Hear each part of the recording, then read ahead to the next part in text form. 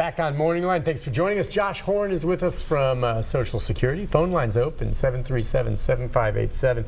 Talking about the maximum amount you can get these days, at least this year, if you were to retire. For instance, let's just say Bill Gates retired and decided to draw his Social Security. And there's a man who has paid the maximum amount you could, meaning the Social Security caps how much they tax on your income. At this year, it's $132,000. So if you make $250,000, first of all, you're lucky, good for you. And second of all, that other half is not really taxed, but up to $132,000. So if Bill Gates, who's obviously made millions over the years, was way over the limit, he would draw a check monthly of $2,861. That's right. That's the maximum you can get from Social Security if you have put in the most ever, which again is not a ton of money.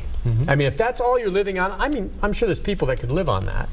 And I probably could, but that's still not a lot. And that is the exceptional rule. Not everyone gets $2,861. Right. Right? That's the top level, yep. Which I just go there to remind folks that Social Security is an important, wonderful service.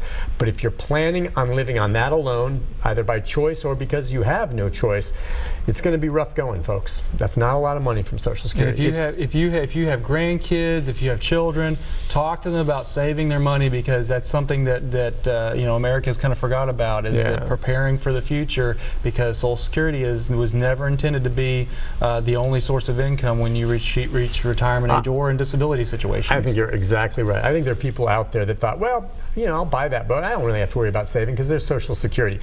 Boy, they're getting a rude awakening. All right, just don't count on that alone. And I know some people have no choice, and that's a different ballgame, and I sympathize. I wish it could be more money. But it's not meant to be your sole source of income in retirement. And if it is tough going, and I think any number of people that are calling us that are on it would share that same sentiment. Let's go next to Mike. Mike, good morning. Hi, Mike.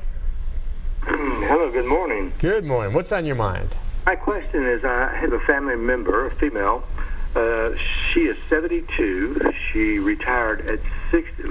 Well, let me say, she didn't retire. She actually started her benefits at 62. She has been working for those 10 years. However, she says that she has not received really any increases in her benefit other than the very small COLA increases that have been given over the last 10 years. So how does one calculate how much more they should be getting if they continue to work and continue to pay in Social Security? Gotcha. Okay, so that's a really good question. So Social Security, the amount is, especially with retirement, is based on the highest 35 years of indexed earnings. So we take a look at your entire work history, we bring it up to today's numbers, today's standards, that's called indexing, and then we take whatever the highest 35 years are to put into the calculations to come up with the benefit amount. So if somebody's worked solid since they were 18 or 20 and they've worked and now they're retirement age and they retire, then it's pretty simple, whatever the highest 35 years are. And if they go back to work as like a part-time, hey, I'm retired but I can't sit around at the house all day, I'm going to get a little part-time job, they can keep working. They're going to pay Social Security taxes, because that's basically how the law is written, is that they're going to keep paying the Social Security taxes. But it's not probable that they're ever going to have more money than the other 35 years. It's not going to drop out any of those 35 years that they've already worked when they were working full time. And so even though they're probably not going to see any kind of increase, because it's not going to be more than what they did during their full career. Now, on the other hand, what we see sometimes is that maybe you've got a mother who stayed at home for 15, 20 years with children, and then she went back to work after the children were grown and worked for 10, 15, 20 years.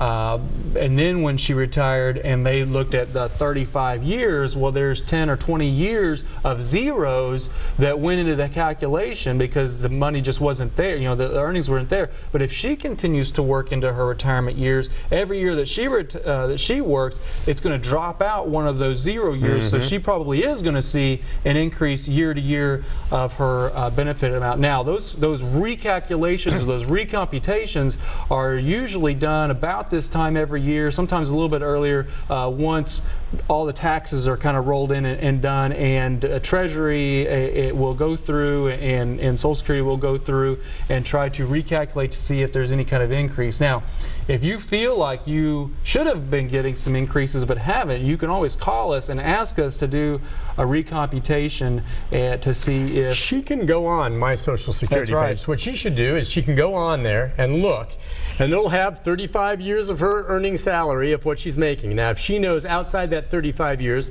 let's say this past year, just throwing numbers out there, let's say she made $50,000. And at the bottom of her list, maybe when she was 18 years old listing on there was a job she had that made maybe $18,000. Well, that should bump out, and that new one should go in, and she should see a modest increase over time, maybe a few quarters. I don't know how much it would be. It won't be much, but yeah, it wouldn't be much. So, but here's the thing: if she's working, a lot of people think, well, I'm still working, so it should increase my. No, it only increases the amount if it exceeds the 35-year earning wage, if it's higher than any of those 35 years. If you're making less than what you made during those 35 years, you will not see an increase. That's a simple answer to you. Yeah. And that's basically what her situation is. Great question, and that's another thing I learned from you. Yeah. I mean, most people, that was a super question. Most people have no idea that's how it works. Wait a second, my Social Security is based on my 35 years of earning, and what if you didn't earn 35 years? Well, it's based on whatever you did earn over that period.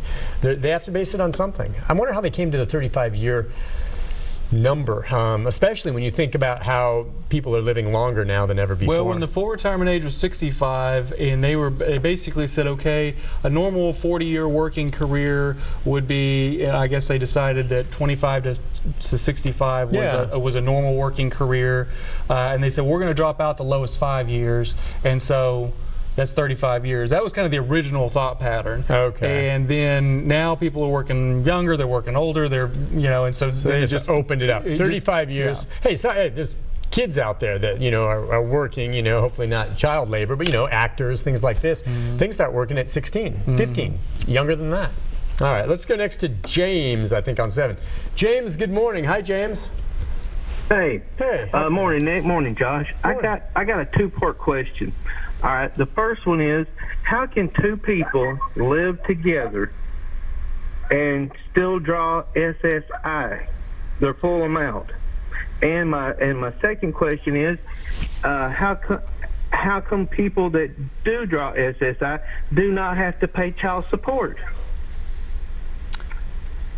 So the child support question is outside. That would be the child support office. There's not much I can say about child support. But two people who are living together can draw the full amount if they're not married. So I didn't write the rules, but if you got a man and a woman who's living together, it's not any different than two men living together, two friends living together, whatever you want to call it, in the eyes of SSI. But if they're married, then there is an assumption that they are sharing expenses, they're sharing living expenses and things like that. And so the SSI program says that we have to give them the couple rate when they're in a marital situation. What he's left unsaid, and he doesn't want to say, that means if there's a couple that's living together that's drawing separately and they're thinking they'd like to get married, they may not want to do that. It's a consideration. Because if they do, it could cost them some of their benefit, which is unfortunate. It shouldn't be that way, and people should, but that's the way it's written. All right, let's go next to Pam. Pam, good morning. Hi, Pam. Hi, how are you this morning? Good. How are you doing? I'm doing great. I do have a question. It's in regards to spousal benefits. Okay. I intend on drawing my Social Security at 70. I was a higher income earner. My husband will be 66. He wants to know that he was a lower income earner, if drawing his full retirement age retirement at that time would jeopardize him drawing a spousal benefit later when I draw my full benefit, or a survivor benefit if something would happen to me between now and the time that I draw my benefit. And I'll hang up and listen. Okay. So the short answer is no. There won't be any, he won't be jeopardizing anything. When we look at spousal benefits, so you have to draw on your own first. So if I'm looking at drawing spousal benefit off of my wife, then I'm going to have to draw my own first. And then if and I know it gets a little mathematical, but if my full retirement age amount is less than half of her full retirement age amount, then there's going to be some that I can draw off of her record to bring it up to at least half. So what we're trying to do is get spouses to draw at least half of what the wage earner's amount is, or full retirement age amount is, but they have to draw their own first.